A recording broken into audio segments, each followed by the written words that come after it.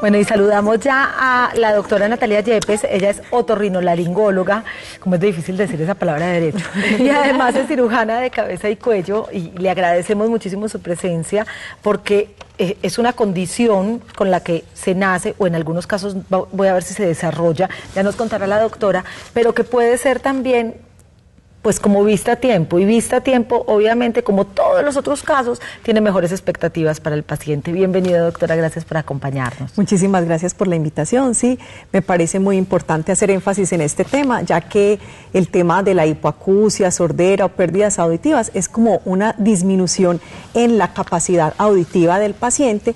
Muchas de estas causas son genéticas y congénitas. Genéticas quiere decir que tienen un componente familiar, que si uno de nuestros padres tiene una sordera o una pérdida auditiva, tenemos mayores probabilidades de tenerlas, y muchas de estas enfermedades son congénitas, es decir, se manifiestan desde el nacimiento.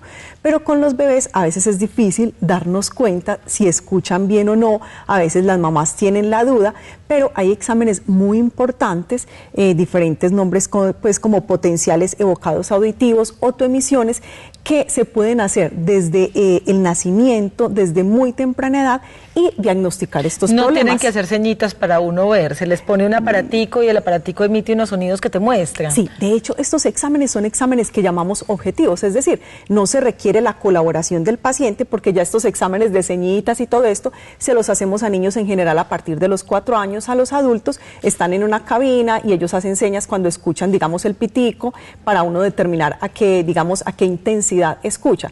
Pero estos otros tipos de exámenes son objetivos, es decir, no se necesita la colaboración del paciente, por eso se pueden hacer desde el nacimiento, muy temprana edad. Entonces, antes los niños con hipoacusias o pérdidas auditivas se diagnosticaban a la edad de 2 años en adelante. Porque veían que el niño no empezaba a hablar. Ah, es que mi niño no habla. Se retrasaba de pronto con el lenguaje y ahí se hacía el diagnóstico. Ese era el motivo de consulta, esa era la preocupación de los padres o los cuidadores. Mi hijo no habla, y el niño no es que sea mudo, porque los problemas en la laringe, en las cuerdas vocales para producir la fonación son raros. El problema es que el niño no escucha. Entonces los primeros 2 años de vida son los años de mayor desarrollo. Cuando tú no escuchas, no aprendes a hablar, esa parte de tu cerebro no se desarrolla. Entonces, por eso es muy importante hacer un diagnóstico temprano, porque estos niños empiezan a amplificar, y ya según la severidad hay otros tipos de manejos más avanzados que enseguida podemos tocar el tema, y estos niños definitivamente con estímulos, con buenos cuidados, con padres muy comprometidos, desarrollan su lenguaje y tienen una vida normal. Doctora, es frecuente que además de la hipoacusia o la pérdida de la audición completa, se presente también la ceguera. Sí, mira, lo que pasa es que más o menos, digamos que la prevalencia como de alteraciones visuales puede ser el 10%, y en los niños que ya tienen pérdidas auditivas puede llegar a ser del 22%, es decir, que es mucho más alta. Por eso, cuando le diagnosticamos tempranamente una hipoacusia a un niño, debemos remitirlo para valoración con el oftalmólogo. Es decir, el manejo de estos niños requiere de un manejo interdisciplinario. Algunos de estos niños pueden tener también otras alteraciones en el desarrollo neurológico. Muchos pueden tener solo, digamos, el tema de la hipoacusia, otros el tema de la hipoacusia y alteraciones visuales. ¿Tiene que ser siempre necesariamente una enfermedad que esté ligada a la genética, o también puede ser alguna condición que se dé en el embarazo de la madre? Eso iba a preguntar, porque no hemos hablado de las razones, ¿eso por qué pasa? Sí, bueno, entonces pueden haber alteraciones genéticas y ya se manifiestan, digamos, desde el nacimiento alguna. Ojo, otras pueden no manifestarse inmediatamente. Por eso, cuando las mamás tengan sospecha, es importante acudir y hacer examen. Sienten que su hijo no escucha bien, lo importante es consultar y descartar. Yo me acuerdo de más recién nacida y llorar. Pobre muchachita. ¿Para qué? Lo que hice yo con Tomás fui, lo llevé, le hicieron la pruebita y ya. No tenías que dejarla así. Pero es que esa prueba de potenciales evocados no se le hace a todos los niños cuando nacen, ¿no?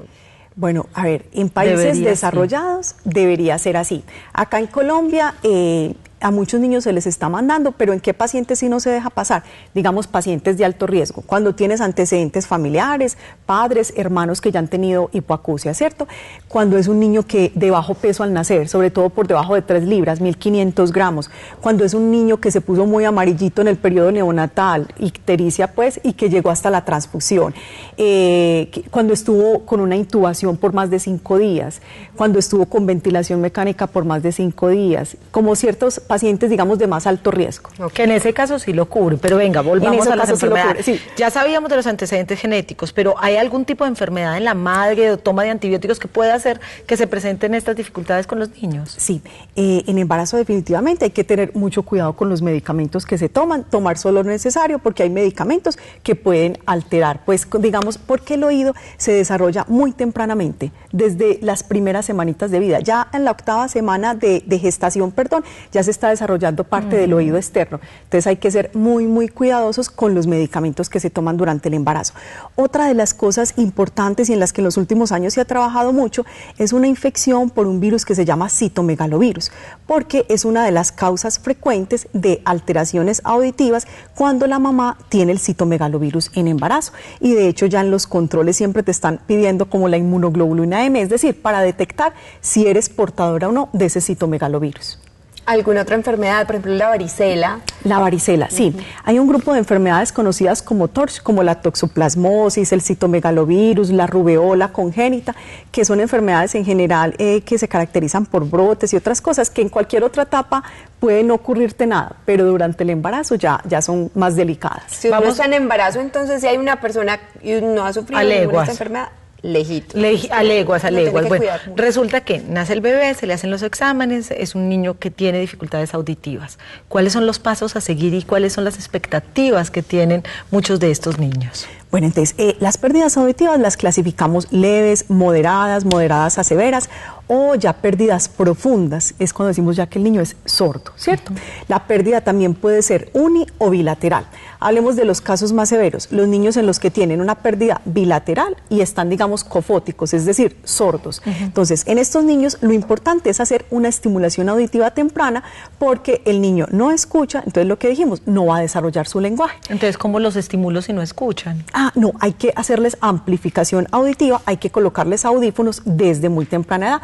De hecho, hay dispositivos especiales porque es difícil adiestrarles pues como un audífono tan pequeñitos, pero hay dispositivos especiales como con diademitas. Si el niño además tiene una alteración visual, hay audífonos incorporados en gafas. Hay gran variedad pues de esto para que inicialmente amplificarlos, y ya en estos casos más severos se remiten para un estudio multidisciplinario. Es un niño que tiene que ver la audióloga, que es la que se encarga del tema de amplificación auditiva, la terapista del lenguaje. Generalmente estos niños ya están en manejo por otología, que es una subespecialización de la otorrinolaringología, y muchos de estos niños pueden llegar a ser candidatos para una cirugía que se llama implante coclear. Entonces, de ahí la importancia de detectarlo tempranamente. Los niños pueden hacerse un implante coclear a edades más tardías o puede hacerse en los adultos, sí, pero ya el resultado no va a ser tan bueno porque no desarrollaste esa parte de tu cerebro en la que se aprende el lenguaje, se conecta esa vía auditiva con la parte del lenguaje. Entonces es difícil. Esto es entonces cuando los niños nacen con ese problema auditivo. Pero ¿qué pasa? ¿Hay de pronto alguna enfermedad o alguna situación en la que la pérdida sea después del nacimiento, que empiece en la niñez, en la adolescencia o incluso en la etapa adulta que se pueda perder la audición? Sí, hay muchísimas causas. El citomegalovirus, por ejemplo, que es esta infección que hablamos en el periodo de gestación, puede no manifestarse inmediatamente en el periodo neonatal. Es decir, que si uno ya, por eso te detectan anticuerpos, si tenemos una madre que tuvo anticuerpos positivos, hay niños que nacen asintomáticos, pero es importante en ese paciente hacer controles cada 6 meses, los primeros 3 años, luego cada año, para detectar si esa hipoacusia se manifiesta tardíamente. Otras causas podríamos tener, no solo en los niños, sino en los adultos, hipoacusias súbitas, es decir, después del tener el virus de la gripa, esto no es pues para que se asusten cada que uno tenga gripa, pero podría ocurrir que ocurra una inflamación pues del nervio auditivo y una pérdida súbita de audición. Con esas pérdidas súbitas de audición es importante consultar, porque cuando se hace un manejo temprano con antiinflamatorios, que es el medicamento indicado en ese caso, la respuesta es muy buena. Eso es mejor. cuando las mamás dicen, es que se le reventó el oídito. No, No, eso es distinto, ¿cierto? Porque entonces, estamos hablando, el oído tiene 3 partes, oído externo, oído medio, oído interno. Todo lo que hemos hablado son de daños en el oído interno. Generalmente las hipoacusias congénitas son daños en el oído interno. La hipoacusia súbita, que es causada por un virus, es un daño en el oído interno. Pero ya hay alteraciones en el oído medio y oído externo. Ajá, que pueden alterar también entonces pueden la forma alterar de escuchar. también la audición. Que son esas otitis a repetición. Muchos niños no salen de una otitis. Esos pacientes de otitis a repetición también es importante consultar, manejar sus causas como si tiene crecimiento de adenoides, manejar sus alergias y ya en casos seleccionados debe llevarse a cirugía y colocar tubos de ventilación. Y ya en el oído externo yo creo que ya son más raras, ¿cierto? Pero también las son más hay. raras, pero también hay alteraciones en la formación del oído externo en las que no se desarrolla, digamos, el pabellón auricular, el conducto, y ya existe otro tipo de cirugía porque ya el oído interno está bueno, pero hay que entrar a estimularlo, en las que se coloca un dispositivo especial. Es más, se Recomendaciones les hace generales, como la entonces. parte de la orejita y de todo y se les abre pues como el Sí, conducto, es sí, así, ¿cierto? Sí, puede hacerse. Ajá. Recomendaciones generales entonces. Lo primero, mujeres en embarazo, mucho juicio, hacer todos los controles prenatales, porque en los controles prenatales se les hacen todos los estudios Exacto. relacionados con ese TORCH y otras situaciones y condiciones, los medicamentos, en fin. Entonces, mujeres en embarazo, mucho juicio. Juiciosas si en la casa tenemos un niño menor, porque los niños menores pueden tener citomegalovirus, porque generalmente se puede pasar a través de la saliva. Entonces, juiciosas de no compartir cuando el niño tiene el virus, que para él fue simplemente un virus, compartir los mismos utensilios y todo esto. Perfecto. Entonces, esas mamás embarazadas que tienen niños chiquitos y que están enfermitos de la guardería, no compartan con ellos, no le den besitos en la boca, nada de eso. No visiten gente con varicela, con nada de eso. Total. Ninguna de esas. Ya nace el bebé, entonces, ¿tú recomiendas hacer potenciales evocados para todo el niño que nace? Sí, definitivamente. Si existe la posibilidad, debería hacerse el examen de tamizaje. Y eso sí, no pasarnos en los pacientes que ya tienen un riesgo especial. Eso sí, definitivamente, obligatoriamente hacerlo. Listo. ¿Alguna otra recomendación? Tercero, las mamás también saben, ellas se dan cuenta Sí. cuando el niño escucha. La mamá es muy sensible a todo eso. Si tiene alguna sospecha, acudir a su médico. Muchísimas gracias, doctora. Gracias por acompañarnos. Bueno, con de verdad, mucho gusto. clarísima la información. Qué bueno que nos acompañó en la tarde de hoy.